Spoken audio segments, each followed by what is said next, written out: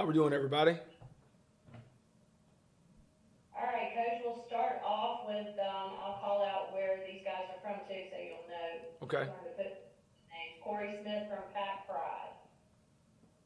Charlton, first of all, congratulations on getting the position. Thank you. And wanted to ask you as well, I mean, obviously you look at the move going from UNC over to NC State. I mean, how has that transition gone for you so far? I tell you what, in all my years of coaching, from a family standpoint, it's been great because don't have to move, jump on the highway and head this way going toward Raleigh. Very familiar with the Raleigh area after living in the Triangle total of 5 years. Friends were on the staff here at North Carolina State. So that has been great. From a standpoint of effectiveness for the program, I recruited the Raleigh and Durham areas for the last 3 years. I'm very familiar with all the recruits in the area. A lot of the local high school coaches have relationships with them. So from that standpoint, it's great. There's a lot of synergy in being able to stay in an area and still maximize on the things that you are doing well and then help improve on things that you need to work on. And DJ talked a little bit about your military background and how that helps you as a head coach. I mean, what kind of impact has that had on you being a coach and leading young men as well? I tell you, going to the Air Force Academy for 4 and spending 10 years on active duty, some of that in Special Forces, it's really shaped me as a human being. There's nothing out of my life right now that I can't credit to going to the Air Force Academy, going through boot camp, playing football at the academy, going on active duty for 10 years. And that's really made me the husband, the father, the coach, the mentor of young men that I am today. So that experience has put in a sense of discipline, accountability, the ability to be able to communicate effectively. And one thing that I've always said it does for my career is perspective, right?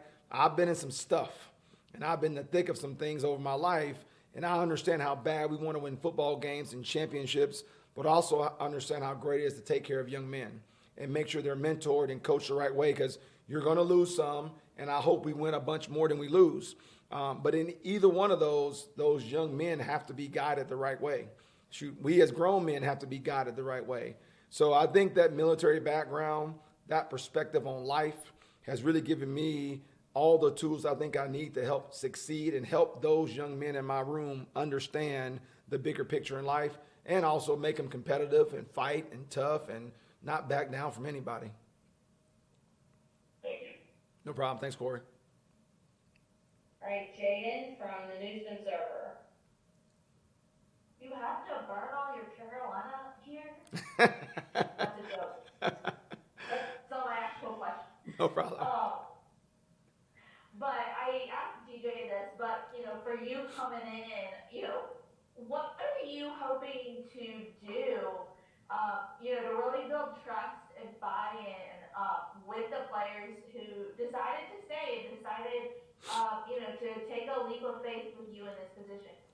I tell you, that's great, because one of the joys of coaching for me is to walk into a room with a bunch of set of eyeballs looking at you, and they don't know you from Adam.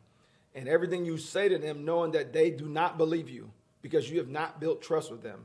And again, going back to my military background, when you get ready to command and lead your troops and young men, you have to get buy-in as a number one thing, because kids can smell it from a mile away if you're full of crap.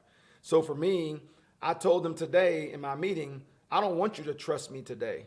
I want to earn your trust through meetings, through seeing my knowledge of the game, being able to talk to some of the pro players and guys I've developed in 20 years, and then going to practice and seeing the benefits of what I want to teach you in the concept of the defense to make you a better football player. But more importantly, trust me, I want to earn their trust by pouring into them away from football. We don't play a football game for a really long time around here. And so the great part about that, I'm going to pour into them as humans more than I am as a football player, because I have more time right now to do that. And to me, that's how you build trust. They will know really soon how much I care about them as young men, how much I want to mentor them. And because of that, they're going to play hard. And because of that, I will earn their trust. And one day they'll be on the practice field. Something will happen. They're like, yep, that old bald-headed guy was right. That works. And that's what I want to happen. And that's a great moment for those kids when it does. James from Inside Pack Sports. Hey, Coach, how you doing today? I'm doing great. How you doing, James? Good. Jeremiah Johnson, you guys added in out of the transfer portal at the safety position, maybe nickel. I don't know how you plan on using him, but what did you like about him on tape and just your meetings you've had with him so far? One of the great things I like about players is versatility. A guy that can play safety, can play nickel, can play dime, can play either safety spot. And what that allows us is to get our best 11 football players on the field. I never want to pigeonhole players that you only do this one thing, because that makes them a better player, grows their football IQ if they can do it at different levels of the defense and different positions of the defense. JJ is a very versatile, explosive player who has tremendous football IQ. And that's something that's really underrated. A lot of guys can jump. A lot of guys are talented. A lot of guys can run. Can they process information? Offenses just don't line up and just let you see it, run right at you and hope you can stop it. They trick you. They motion you. They formation you. They tempo you.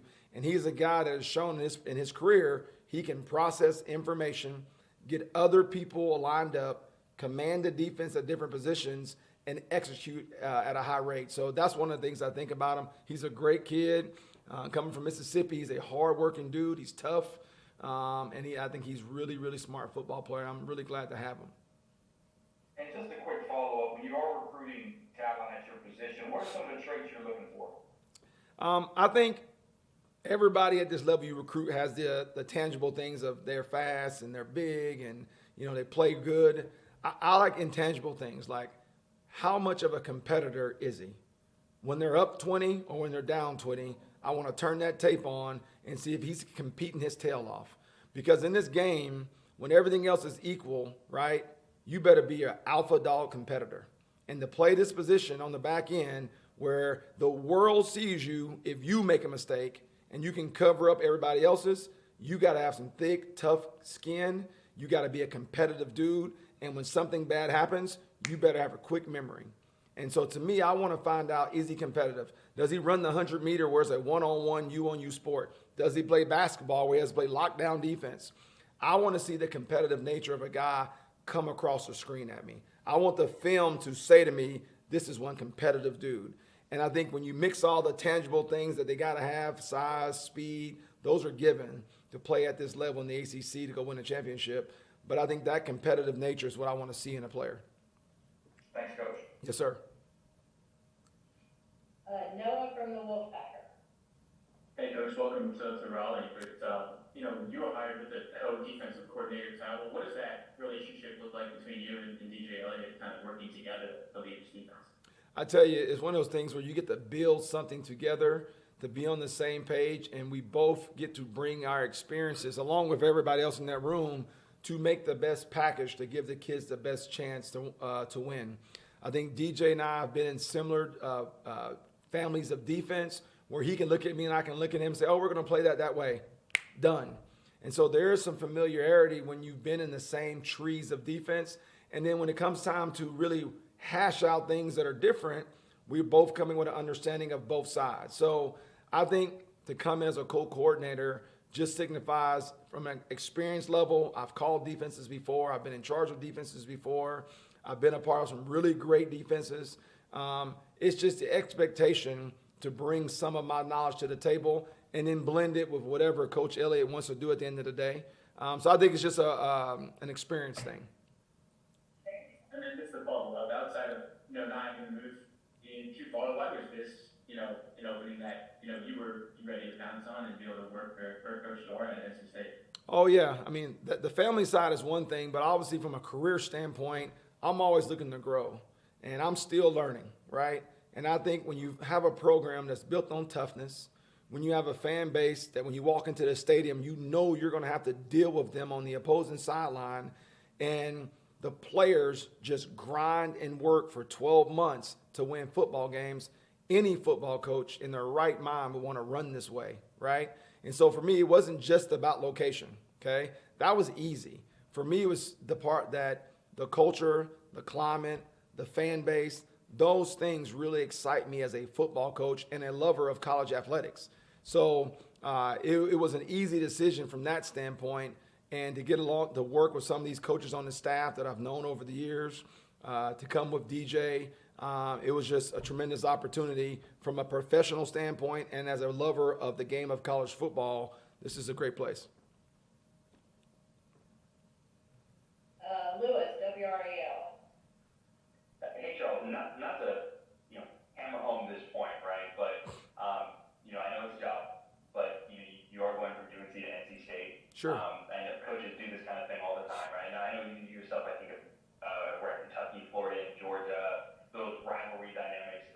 Have you gotten any kind of fun interactions, messages, friends, family, former players, coaches that work with reach out to you, kind of, give you grief for a, switching sides on a rivalry like this, if you will? Not really. I think most of the people in my circle, they're happy that I have a chance to grow as a coach and pour into kids. I think whenever you change jobs, whatever those circumstances are, I'm always looking at it as a chance to grow and be better than I was at wherever place I came from. And that's a challenge I put on myself. But I think people naturally, and especially in this area, your neighbors, people in the neighborhood, like, oh, you're doing this, and I get it. But for me, I don't really look at it that way. I really look at it as I got a chance to pour into a new room of people that need my guidance, and I got a chance to do whatever I can to help this program reach its goals that it's have. And I think sometimes the rivalries, of course, those are associated with it. But again, my perspective is different than a lot of people. I'm really focused on the task at hand, which is those players for now, and then wins and losses and winning games and all that stuff later on. So yes, but I've sort of blocked it out, and I'm pretty laser focused. Thank you. No problem. Thank you. JC from Rivals. You've been able to be a part of a ton of winning organizations dating back to your playing days. You won 22 games, I believe, your last 2 years. From Fisher to Barry to Kirby Smart, all the coaches in between. What are some of the things you've kind of picked up along the way that makes for championship organizations? It's a great question. I tell you, one to me is structure. I think you have to be really organized when the games are not going on. So from now to September is a tremendous opportunity to grow as an organization, to grow as a football program, so that we're prepared to win games. In the military, you always rely on your training. You don't rise to the occasion, right? You fall back on your training. And now is the time for that training to happen, mentally, physically, spiritually, from a brotherhood standpoint, from a toughness standpoint. And I think at all those great programs I've been at, the off season really define the season, right? And so I think from Fisher to Kirby, Tom Allen, Bo Pelini, the one thing they all had in common was great structure and accountability this time of year, and that 100% bled over to the fall. And I think also the bond of the team, bringing those guys together, and that's probably why I talk so much about mentoring and pouring into kids, because no matter what you think of those programs I mentioned, one thing is for sure, those guys knew their coaches, cared about them, and liked them off the field just as much as they liked them on the field. And again, that brings a group together. So that's probably more than anything what those guys have taught me, is that the structure and what you do now is not a time off. Like, there's a lot of opportunity here for me to grow my position room and get them better so that we can go on and do better things later in the fall. Rob from Inside Pack Sports. Yes, sir. So much of the position group aspect of coaching is teaching. And when you're teaching a young man and you see that lesson and applied, whether it be on the field or in life in general, and it leads to success, describe that feeling you get from that. It's like seeing your own child, hit that home run over the wall after months of batting practice. You feel so much pride for that young man because you knew he overcame a hurdle. The light went off. And in life in general, things are going to happen that are tough and hard, and you're going to have to battle, and then it's going to happen for you regardless of who you are, what profession you are. And I think that builds a tremendous lesson in that young man for life. The academy was really hard for me. Basic training was something I'd never experienced. But I went through it with a group of people, finished it, and it changed who I was. I think when a young man comes in here and he has 15 hours of academics. He has his coach telling him how to play this coverage concept and this technique, and he touches that hot stove and it doesn't work and it doesn't work and it doesn't work, and then it does. He's changed. Not just in that moment, but he's changed in a life lesson of if I work and work and work and I don't give up and I'm competitive, it will happen for me. And that's a lesson that he will have forever, right? And I just think those are the moments that make you really, really proud of as a coach of a young man. He may be the backup. He may be the third string guy, but he learned that lesson in the team sport of football, which is awesome. All right, last one from Corey Packard. Make it a good one. All right, Charlton. I know it's a little different on the defensive side of the football. Obviously, you guys don't have to deal as much with the yelling on that side, but what was it like to coach inside Carter Finley Stadium, and how excited are you to be a part of that environment moving forward? I tell you, and I've been here a couple times. I know as an opposing coach, I was going to have to deal with it. I could feel the electricity. I could feel the energy. I could feel the fans. And it reminded me of my time playing in the swamp when I was at Georgia. It reminded me of my time playing Notre Dame in Athens under the lights. It was that kind of atmosphere, and that's what college athletics is all about. That's what playing a rival game, that is what playing anybody that dares come in your home, they're going to have to deal with the 12th man. And I thought this is one of those places in this league and in any league where as an opposing team, you're going to have to deal with these fans in Carter Finley Stadium. And as a guy now on this sideline, what a tremendous weapon that is. Because on third down, they're going to have a hard time with the players on the field, but they're also going to have to deal with all the people in the stands making all that noise. And that is pressure for a young man. That is pressure for a quarterback. Especially depending on how the game's going, the stress level, they're going to have to really deal with that and manage that to be successful. So they're not just playing us in this stadium. They're playing everybody because they can feel them, and that's the big part about me. Can the opponent feel your crowd, right? And when that happens, what a weapon. So I'm fired up, man. Thank you. All right, Coach, thank you so much. Appreciate you all. Thanks for the warm welcome. Have a good day.